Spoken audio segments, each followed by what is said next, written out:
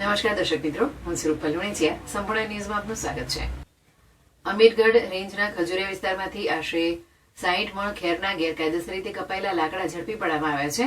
અમીરગઢ વન્યજીવ ટીમે આ કાર્યવાહી કરી હતી.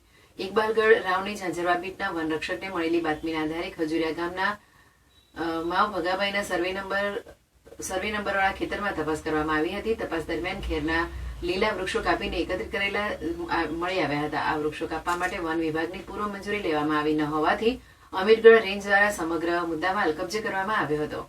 25 નવેમ્બર 2025ના રોજ વનરક્ષકને બાતમી મળતા તેઓ સ્થળ પર પહોંચ્યા હતા.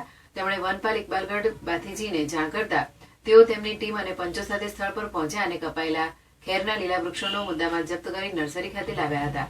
વન વિભાગના જણાવ્યા અનુસાર ખેર એ અનામત વૃક્ષની શ્રેણીમાં આવે છે. ખેર, ચંદન, સીસમ, મોડો અને સાગ એવા 5 વૃક્ષો અનામત વૃક્ષો ગણાય છે. જો આ વૃક્ષો પોતાની માલિકીની જમીનમાં હોય તો પણ તેને કાપવા માટે વન વિભાગની પૂર્વ મંજૂરી લેવી ફરજિયાત છે. પૂર્વ મંજૂરી વગર અનામત વૃક્ષો કાપવા એ ભારતીય વન અધિનિયમ 1927 હેઠળ ગુનો બને છે.